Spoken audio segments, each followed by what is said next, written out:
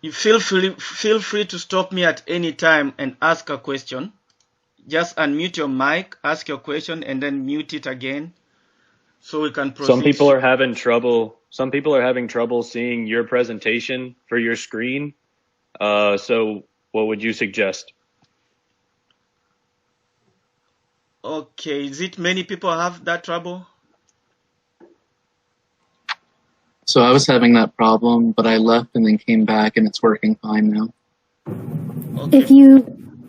I had trouble too, but if you click the people, it says people on the left-hand side of your screen. If you scroll down to the people that are within the chat, you're going to see Dr. Moses' name listed twice. If you click on the one that says presentation in parentheses, it will come up on the screen that he is presenting the classwork today.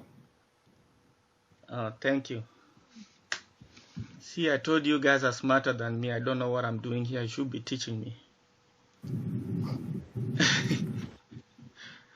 But most of you can see my screen right now, right?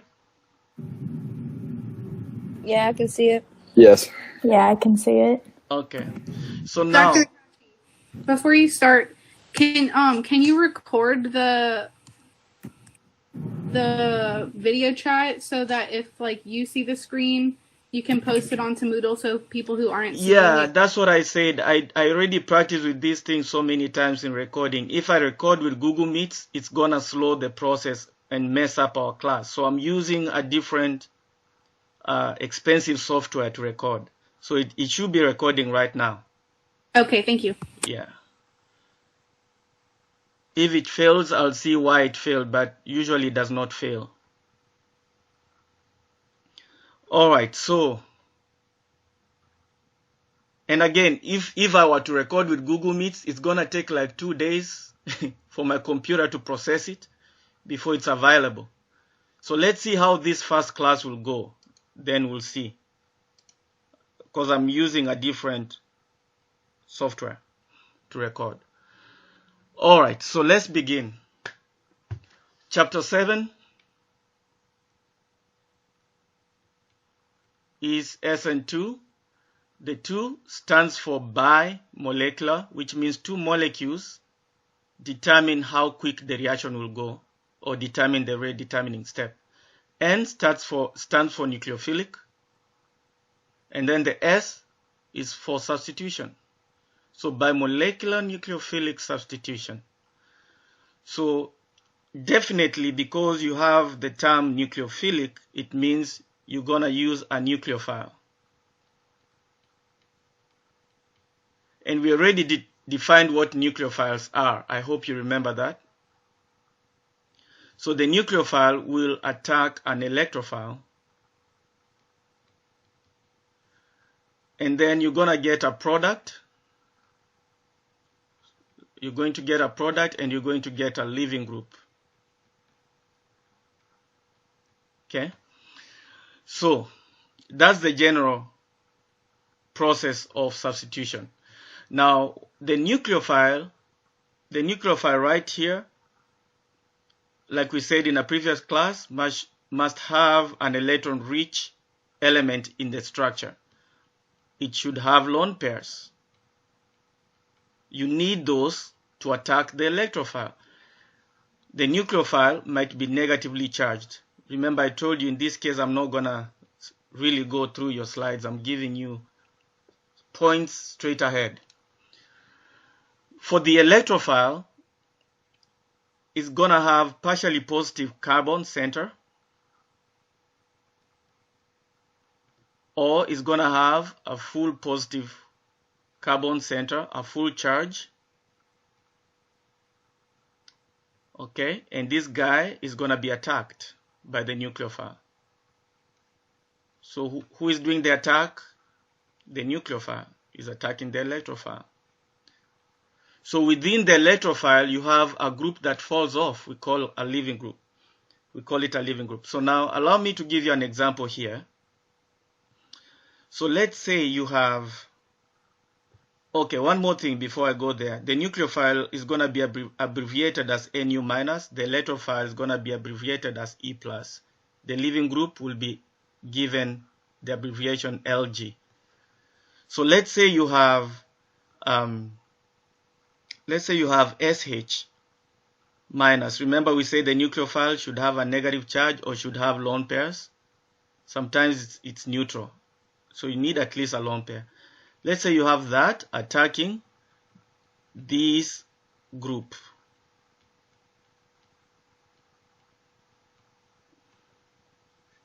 Okay, someone tell me how should I push my arrow to show the attack? Open up your microphone and tell me.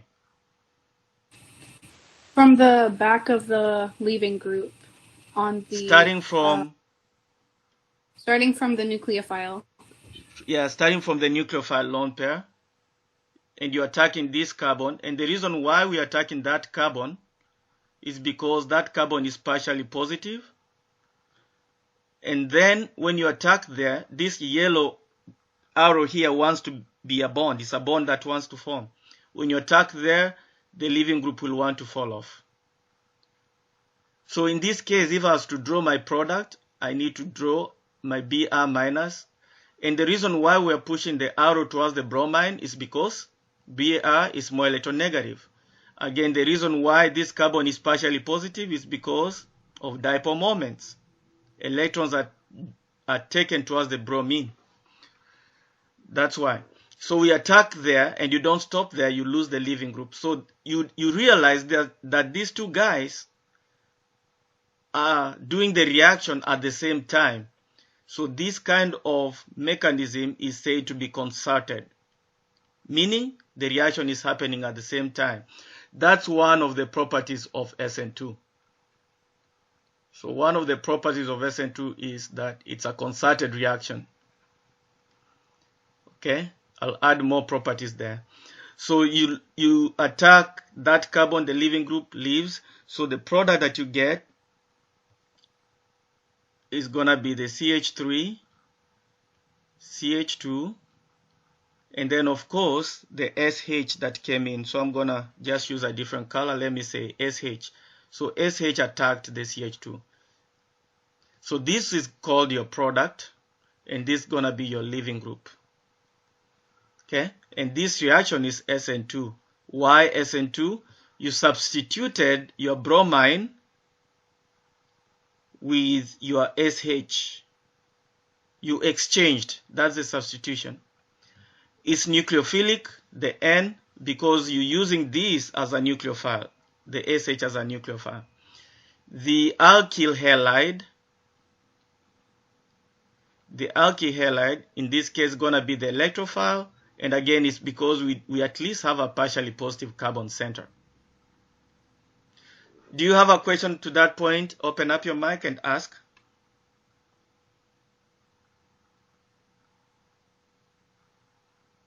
Okay, no question.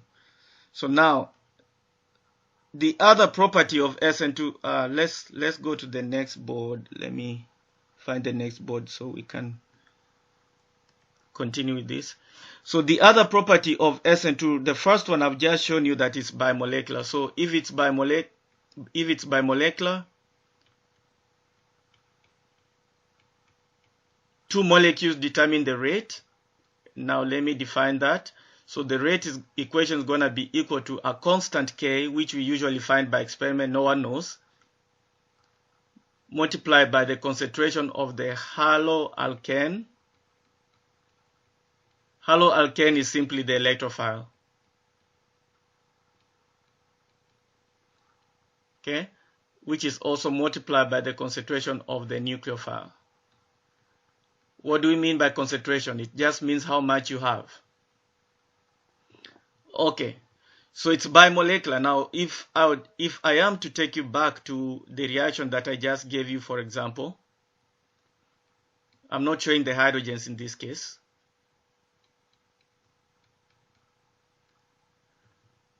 This is going to be the haloalkane. You have a halogen, group 7 element, which is bromine, and then you have a nucleophile, which is the SH.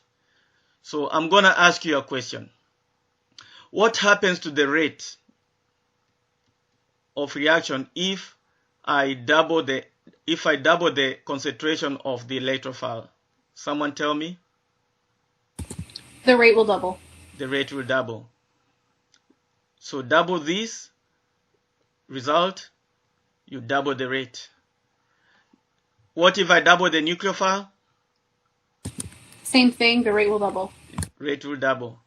I agree. Now, what will happen to the rate if I triple the electrophile and at the same time I'm tripling the concentration of the nucleophile? What happens to the rate? Will increase by a factor of 9. Yes. So the way you know it is you take 3 by 3. So the rate will increase by a factor of 9. Here you doubled only one thing, so it's 2 times 1. Okay, let's see. Let me see rate. So this was case 1, this is case 2, this is case 3. So if you double the concentration of the electrophile, the rate will double, which is 2 times 1, which means this nucleophile stayed, only the electrophile was doubled, so 2 by 1. If you double the nucleophile, if you double the concentration of the nucleophile and keep the haloalkane the way it was, the rate will just stay doubled. But if you if you triple both of them, what you're really saying is you have a 3 up there and you have a 3 up there, so you multiply those factors. So the rate is going to increase by a factor of 9. This is going to be tested in the next exam. What happens in SN2 reaction if the concentration of the haloalkane or the electrophile is double, the nucleophile is double, both of them are double, so forth and so forth. If you have a question, ask. I'm just going over through the properties of SN2.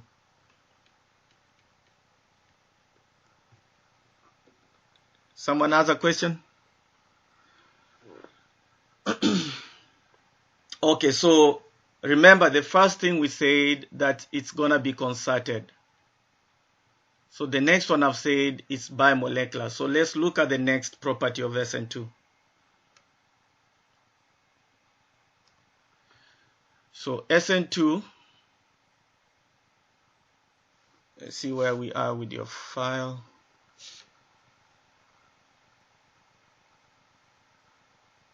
So it's going to be second order. That's why second order just means it's bimolecular. That's the concept I've just talked about. So now let's talk about the reaction energy profile. Energy profile for SN2. So if this is your reaction progress and this is your energy, your reactants will be right there, and then that's going to be the pathway. So from here to here, this is your reactants, these are your products. That's called the activation energy. The mountain here, we talked about it, is a transition state. Notice that you only have one transition state. And because there's only one transition state, that's evidence that the reaction is concerted. You don't have many steps. You don't have a carbocation intermediate. The reaction happens at once. So it's evidence that it's concerted. Overall, the reaction that's presented here is exothermic. Because again, reactants are above the products, and that's a practice for your exam too. Alright, so the next property I want us to talk about is back attack. Before we move on, I have a question. Yes, ask. Are all SN2 reactions exothermic? Not all, most of them. But according to your scope, according to your class, take all to be exothermic for your class. Some of them are endothermic, but it's beyond your scope. Okay, so next we said it's concerted. We said that the rate is bimolecular. I've discussed why it's bimolecular and what happens to the rate when you double the concentrations. Now I'm giving you the next concept, back attack of the nucleophile. I hope you remember how to do the RNS configuration, because what back attack does, it does inversion of configuration. And who is doing the back attack is going to be the nucleophile. So let's say you start with this. You start with this reactant. And I need one of you to tell me whether it's an R or an S.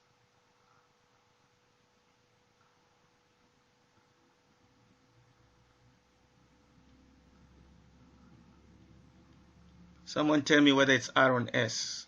And make sure you're right.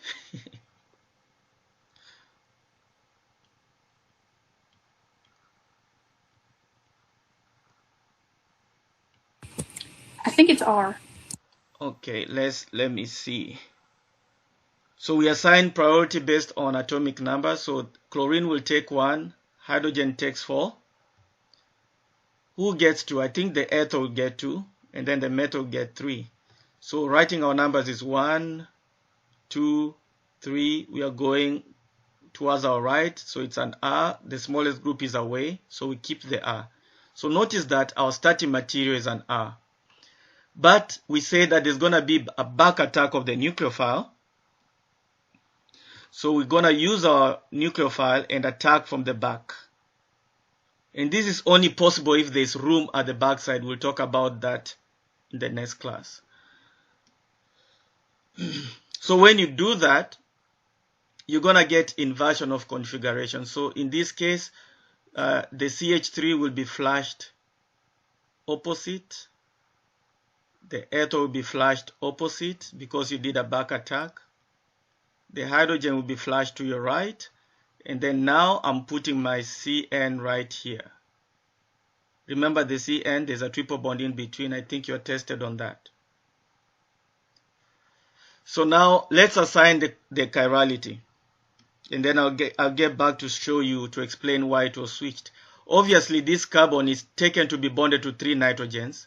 So that will be priority 1. Then this will be priority 2. I hope you know how to do that. It's going to be tested in exam 2. That's priority 3. So we are going 1, 2, 3. So we are going towards our left. This is an S. The hydrogen is at the back. We keep our S. So notice what happened. The R was switched to S. And that defines inversion of configuration. Sometimes you'll start with an S. It has to be switched to the R. Just make sure the chirality is switched. And this only happens whenever you start with a structure, an electrophile that has 4 different groups on the carbon. We call that carbon chirocarbon. I hope you remember that. So the Cl fell off. We are supposed to show the Cl that fell off. So that's how you'll show inversion. Is that clear? Someone has a question? I can repeat explaining if you didn't get it. Please let me know.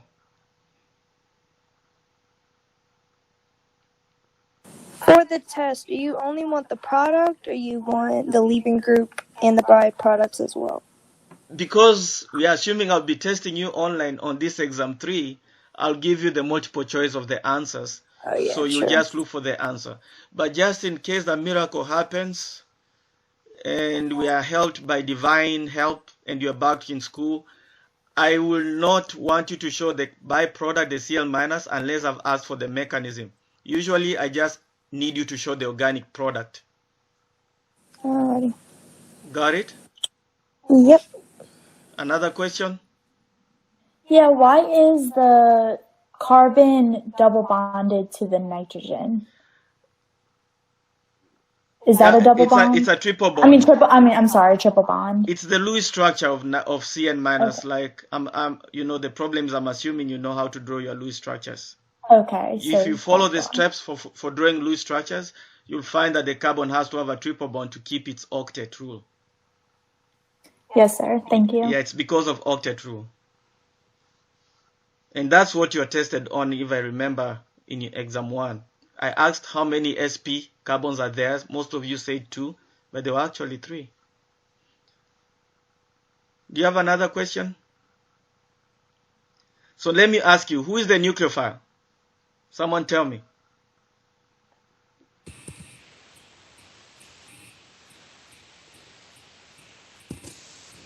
CN. Yes. And what is the leaving group? CL. Cl, chlorine. Okay, so now it's our time for practice. Let's do the practices now. Let me see what. Yeah, we are at practice now. So let's see. I'm gonna write some questions here, and I hope this expensive software is really recording, because this material is very important for you guys. I really hope. So here's the question.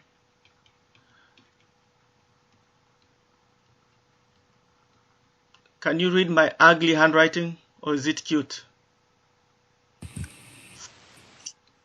Yes. Okay, thank you.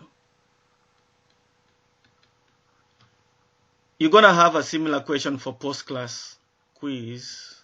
I had trouble with Moodle. I think Moodle was so busy yesterday and today, but I think it's fixed right now. What does EGN stand for? Equation, sorry. Oh, okay.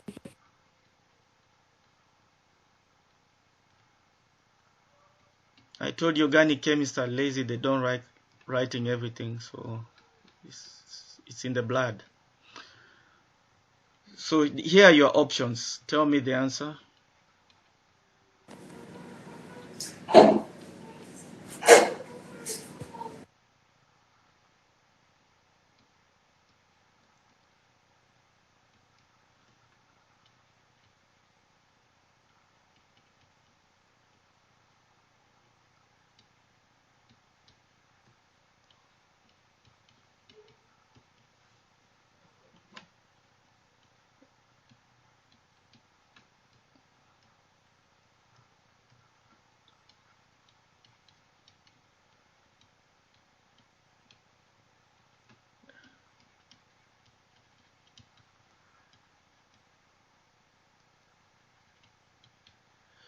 All right, that's the question.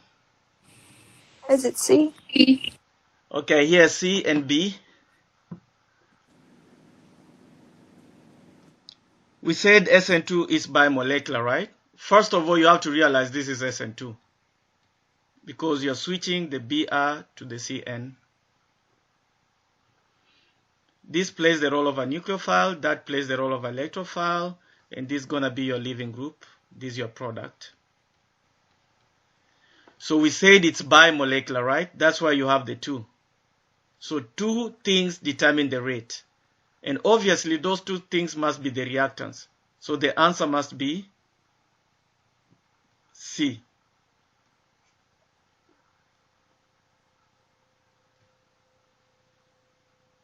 Again, we said SN2 is bimolecular. 2 things determines the rate, how fast the reaction will go. And I know we're going to talk about that. It's going to come up, I think, in a future class. We'll compare SN2 and SN1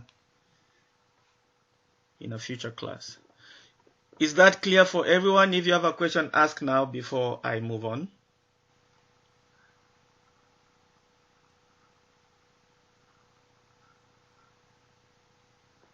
Looks like that's very clear. So number 2, draw the products.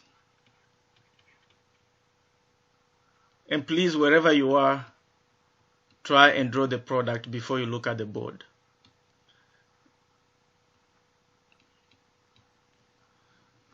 I prepared some questions here for you guys.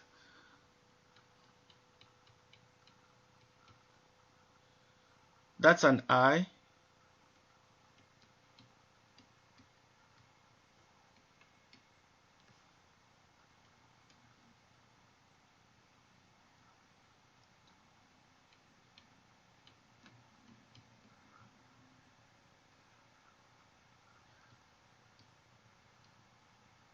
That's an I.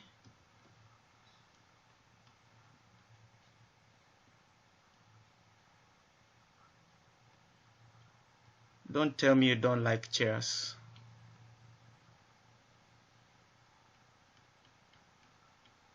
Okay, I'm giving you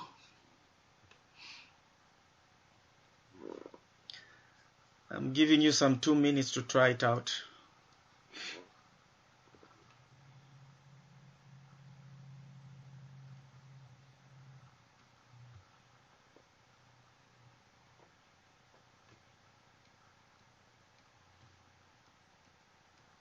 in the future I'll put the solvent there, but for now let's just say assume SN2.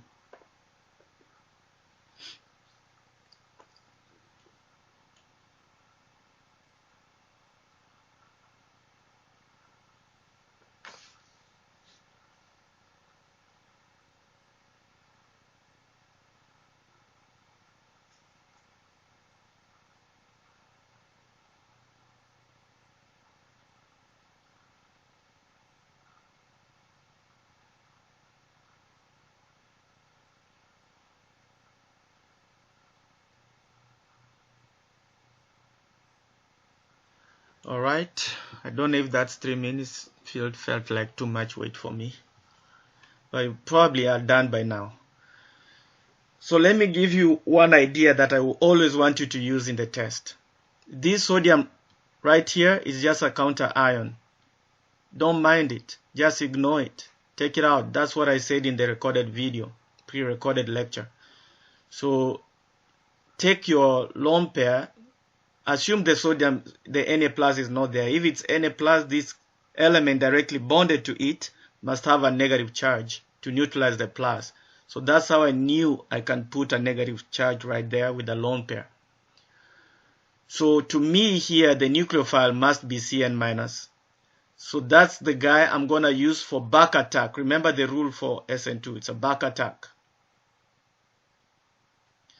So in that case, my Cn, okay, that carbon is not chiral, so it's okay if I would just draw it like that. I don't need to show RNS chirality. Let me switch this red, I don't like it. So that will be the product, and of course I minus left, and of course there's Na plus was a spectator ion. Like I said, my interest is the organic product, not the byproduct. Again, the same thing here, I'll ignore that and just tell myself I do have I minus because this guy is ionic. So I just use one of the lone pair of iodine, back attack. Again, you attack and that leaves because the other rule of SN2, it's concerted. Someone tell me what I need to be careful about here. Flipping the orientation of the iodine group. Correct. We have to show inversion of configuration. So the iodine will come up there. Now, if you really want to make sure that you inverted it, assign your RNS chirality. Bromine will take 1. Of course, the hydrogen is towards you, takes 4. The ethyl group on your right will take 2. Ethyl will take going R. But your smallest group is towards you, so the true assignment for this electrophile is an S. So for our product, iodine will take 1, has the highest atomic number. The ethyl, of course, will take 2 because that carbon is mostly substituted. This will take 3. Your smallest group this time around is away. So you're going R and you keep your R. So you really switched your S to R. So that showed inversion. So this product is correct. Here on the chair, someone unmute your microphone and tell me how you'll work this problem out.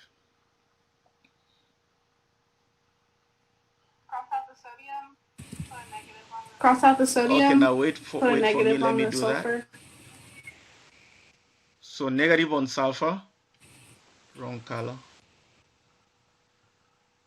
Then what? Use the lone pairs to attack from behind. So what will be your best approach? Do you want to go from under the chair or on top of the chair? On top. On top. There's more space on top. On top? You're right. So this falls off. Okay, now don't mute yet. I'm gonna use you to the end. So how should I draw the incoming sulfur? Axial, right? It should be oriented up. Yeah, it should be axial. It should be oriented up. And then the hydrogen that was on there is gonna be put equatorial. So, and trust me, this is common for me to ask you. So you You really have to know also how to work with your chairs. That still is showing inversion of configuration because this guy is equatorial. Now, from equatorial, you have an axial group. So you invert, So it wouldn't stay equatorial no, and just okay, go on this equatorial carbon you up. It would cannot go all the do way to equatorial axial. up. You see, you already have 3 equatorial bonds. So the other bond is an axial. Okay. And it's going up. All these equatorials are going down. Only the axial is going up. So that means there's a hydrogen right there. So that Yeah, means there's yeah, a there is. hydrogen right Let me there. show That it. is I did not want to show it and for that's clarity, but let me show it. So there's a hydrogen axial right here. So that hydrogen is going to be forced to go equatorial after the back attack. It's like a push, opposite push of the nucleophile. So you switch the orientation of the hydrogen, and that's why we are showing here inversion. That's how we are showing inversion of configuration. Do you now get it? Yes, that makes sense. Thank you. Yes, that makes sense. Let me know. Do you need more examples or do you want me to proceed to the next concept? Let me know.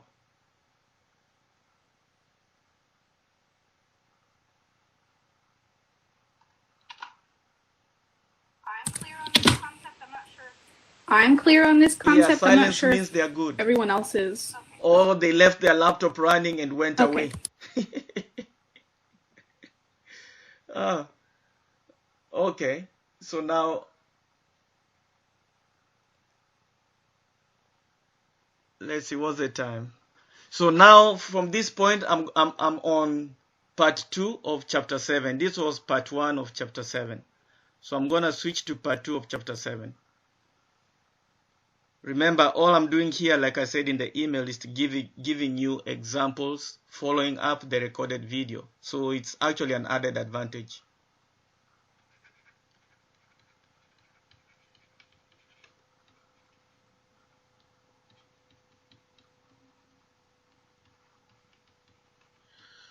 Okay, we are still discussing SN2, but still the nucleophiles and electrophiles will be used for SN1 and E1.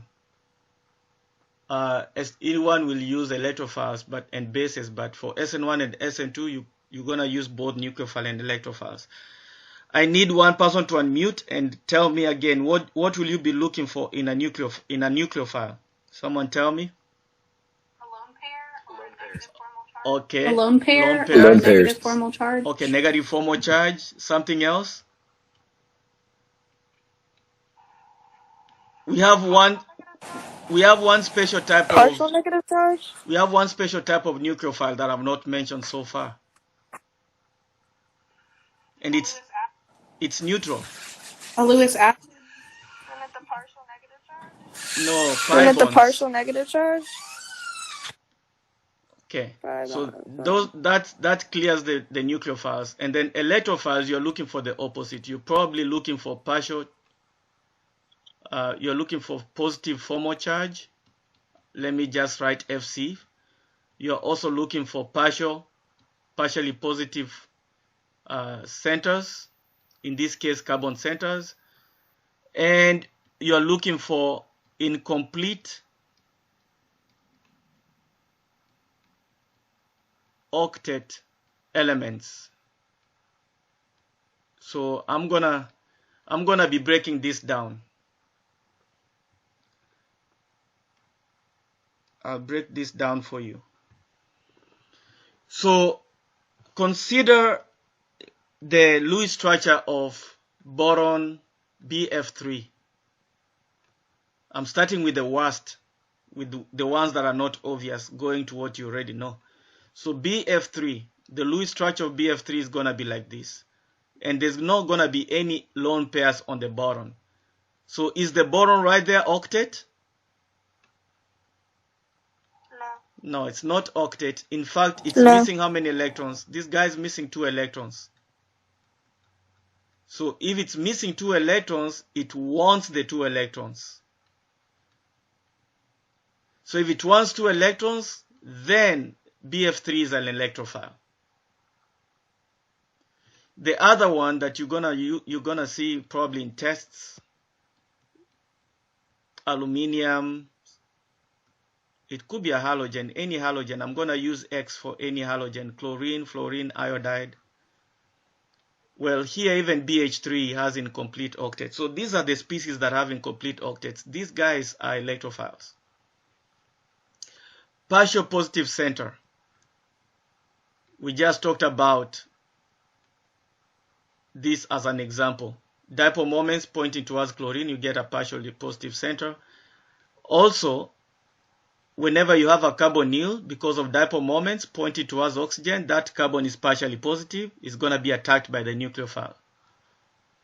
And then, of course, you have a carbocation. We discussed about carbocations.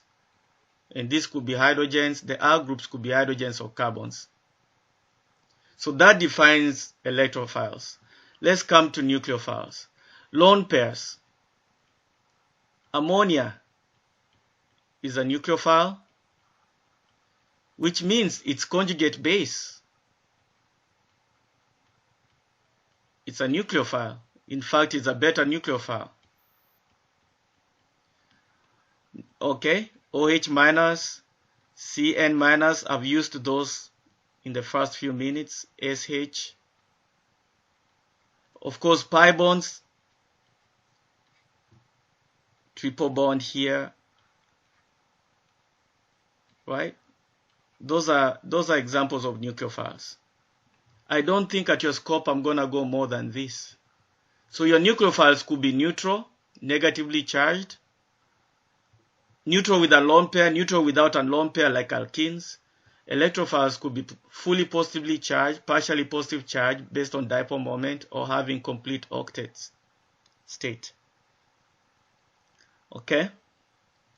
Now, the ones that I'm unfamiliar with you guys, again, on your notes, in your slide, I'm looking at slide 3 of part 7.2 in part 2 of chapter 7, is this guy. We call it a Grignard. We will not use it.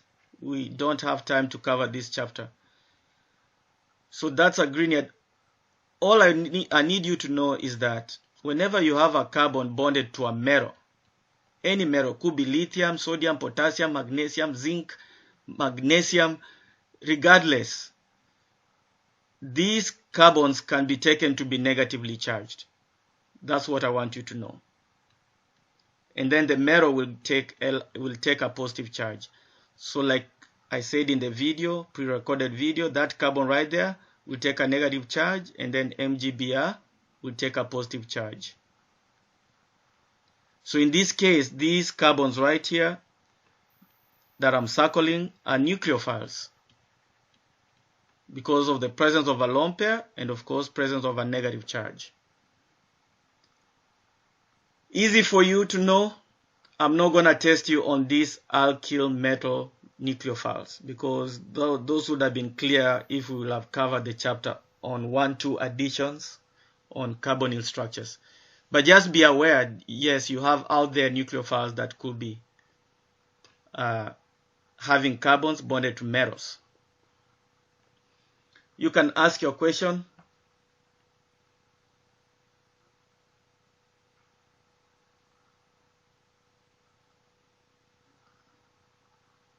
No question. So now let me draw a molecule similar to what you have in slide 5 of part 2 of chapter 7.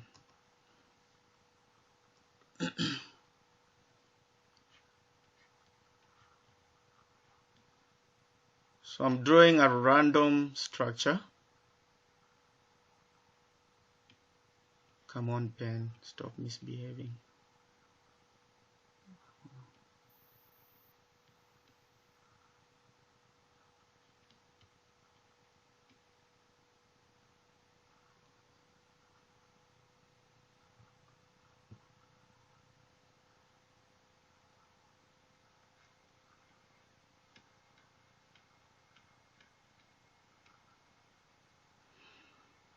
Okay, on this structure, the question is,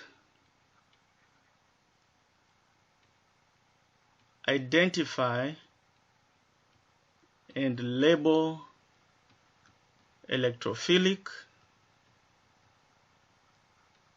and nucleophilic sites on this structure? That's the question.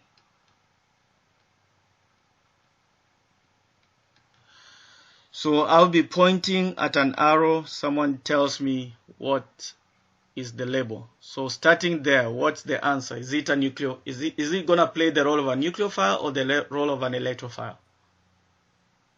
Nucleophile. Agreed. Let me just use Nucleophile. NU.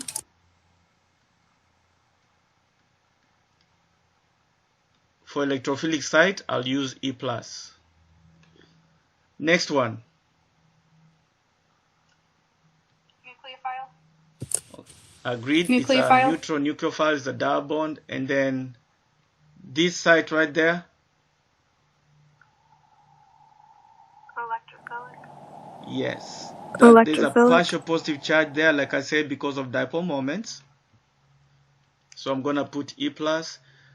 What about here on the oxygen?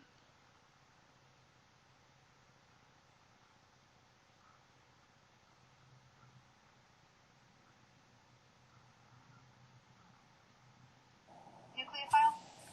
Agreed. Nucleophile. Here? Nucleophile. No. Nucleophile. The double bond or the carbon? Oh, Are the you carbon. pointing at the double bond or carbon. at the carbon? I'm pointing at the carbon. That should be an electrophile. The reason being, it's gonna be partially positive. Yeah, because of dipole The moments. partial positive. Nitrogen.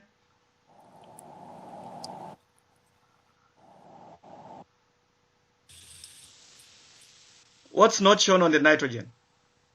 The lone pair. Okay, which means now it's The gonna lone be a pair? nucleophile.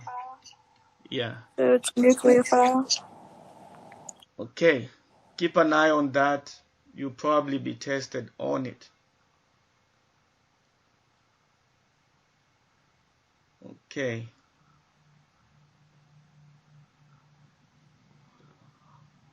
All right. So I think the time that's left only allows me to tackle one factor that affects SN2. And that's what I will try to do. I'm on slide 8 of chapter 7, part 2, factors that affect substitution.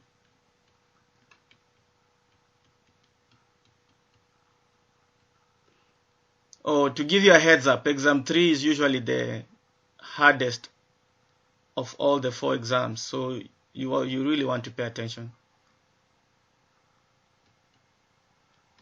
It's not that I make it hard, it's just because you have technical concepts.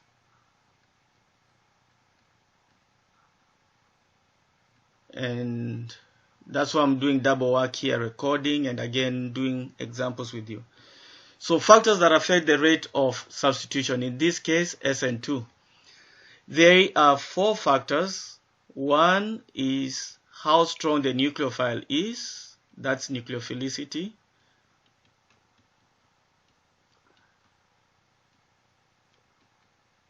How strong the nucleophile is, and that's the only one I'm gonna cover in the next few minutes before we call it a day. Next one is gonna be leaving group. How fast it falls off, because the faster the leaving group falls off, the quicker the reaction. Number 3 is gonna be structure of electrophile. And in fact, for number 3, let me ask you a general concept. In SN2, how did we say the nucleophile attacks the electrophile? How does it approach the electrophile? Someone tell me. From behind. Okay, so what do you think will happen if the backside is blocked? It won't happen, it'll fail. The reaction might not It won't happen, or it's happen, going to it'll be fail. very slow. So the structure of the electrophile affects the rate depending on size on backside, or groups crowding on back side, slow the reaction. That's the concept. So that includes the ones that are bulky Yes, that you yes. said in the Those big videos. groups, Like we that's don't the want them. okay. But we'll discuss that next time we meet. And then the next one is solvent. If someone listen to the solvent, someone tell me what the solvent does.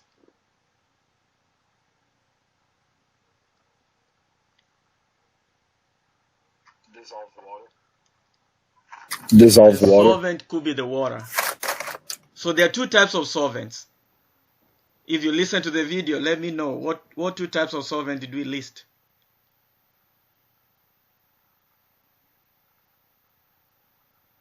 Okay, let me remind you.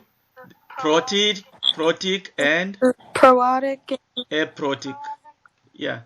Protic solvents, in summary, protic solvents, they favor SN2. Aprotic solvents favor SN1, which means SN2 doesn't like, oh, it should be the other way. I wanted to list it first. Let me erase it. Should be the other way. Protic solvents favor SN1 reaction. Aprotic solvents favor SN2, and we'll discuss that in the next class. So for today, I'm just gonna discuss nucleophilicity. I think in the next 5 minutes I'll be done. So let's look at factor number 1, nucleophilicity. I'm assuming you now already know what a nucleophile is. You already know the factors that make something a good nucleophile, right? You need the negative charge, if possible, or you need the lone pairs. If there's no lone pairs, then the other option you have is to use the double bonds, but I'm not going to discuss the double bonds here. So now let's compare H2O and OH minus. Who do you think has more electron density on the oxygen? Okay, first, before you answer, first, it's going to be the oxygen that's going to be the nucleophilic site. So which of these oxygen is more of a nucleophile? Someone tell me. OH minus. OH minus. Yeah, the one to the right, because The one this to the guy right. has greater electron density. Okay, this one is gonna be the stronger nucleophile, which means water is a weak nucleophile. We use it for SN1. SN2 will want this. SN1 will want this. I'm giving you a heads up because SN1 is confusing. That's why I'm starting kind of to chip what SN1 will look for. So SN1 uses weak nucleophiles, and SN2 will want stronger nucleophile. So B, let's compare that versus that. Who is the stronger nucleophile? Who is a better nucleophile? The one on the left? Why? The one on the left?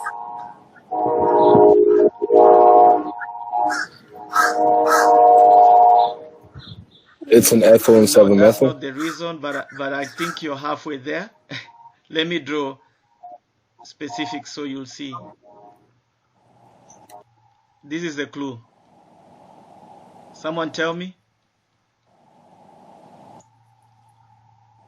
I agree, this is correct.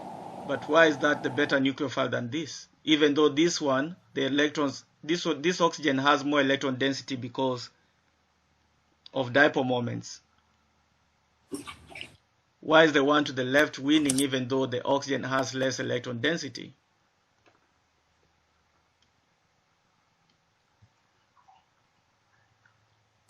The reason is size. Only one dipole moment? There's only No, not really. only one the reason dipole is moment. size. If this guy is big, How is it going to access an electrophile? So that's bulky. Okay. So this one is the beta nucleophile. Now let's do another comparison. Now this time I have H2O and I have NH3. Which of these two guys is the best nucleophile?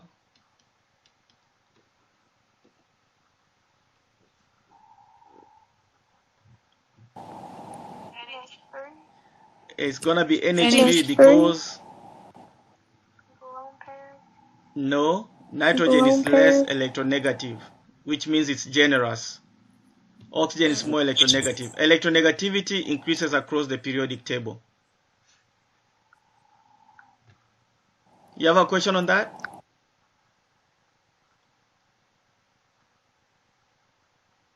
So the one that's farthest to the right holds on the electrons stronger. So those electrons cannot be used to attack an electrophile. That's what.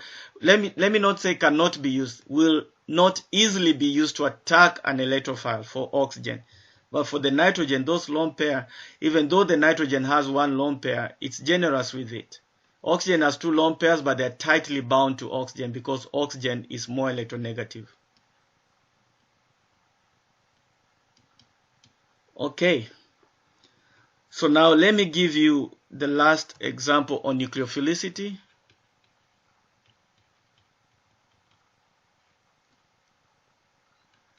So between I minus and F minus, who would you think would be a better nucleophile?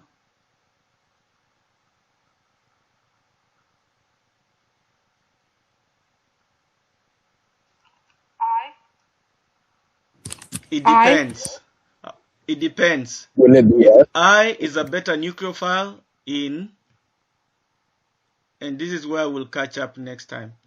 This is a better nucleophile in polar protic solvents. This guy is going to be, I'm going to define what polar protic solvent means and stop there. This is a better nucleophile in polar aprotic solvents. Now, anytime you have a hydrogen bonded to electronegative element, like oxygen, that solvent is going to be protic. So the electronegative elements you're looking for is oxygen, nitrogen, or fluorine. So HF is polar protic because the hydrogen is having partial positive charges because of the oxygen, because of the fluorine. Even here, ammonia, the hydrogens will be partially positive. So these are polar protic. So iodine will be a better nucleophile in these solvents, and we'll explain next time we meet. Aprotic, any solvent that does not have hydrogens bonded directly onto oxygen, nitrogen, or fluorine, those are aprotic. For example, nail polish remover called acetone. The other one is called DMSO. And you have acetonitrile. And also you have DMF. So this is DMF, dimethylformamide. This is DMSO. This is acetonitrile. If you look keenly on these structures, there's no hydrogen bonded on either oxygen, nitrogen, or fluorine. So these guys are aprotic. So F minus will win here. I minus will win here. And the reason is size. I think we'll continue there next time. I've taught you too many things. Do you have a question in any of these slides? Can you go over protic and aprotic again? Can you go over protic and aprotic again, starting at the next Like lecture? identifying protic and aprotic? Yeah, so like will you redefine it? Okay, Yeah, so like will you protic redefine it solvent starting is going to be a solvent that has a hydrogen bonded to O, N, or F. And these are examples right here. So you see you have hydrogens bonded to, so this is protic, that's protic, and these hydrogens are protic because they are bonded to nitrogen. Hydrogen to nitrogen, hydrogen to fluorine, hydrogen to oxygen. Another example you can have of protic solvent could be that, or even methanol. Any alcohol is going to be protic solvent because at least you have hydrogens bonded to oxygens. That defines protic. A protic, in this case, you don't have the hydrogens bonded to oxygen, nitrogen, or fluorine. You see, these hydrogens are bonded to carbons. Yes? Is that clear now? Yes. Yeah, that's more clear. Thank you. All right, so I'll keep you that's more clear. updated. Thank I'm going to stop here. I'll keep you updated on exam 2. If I find a way to tweak it, I can open it for the entire day, but it's going to take a lot of IT doing there, but I'll let you know. Just wait on my final email about the duration and the times of exam 2. But it's surely starting at 12:30 on Thursday. Okay, so I'm going to stop sharing.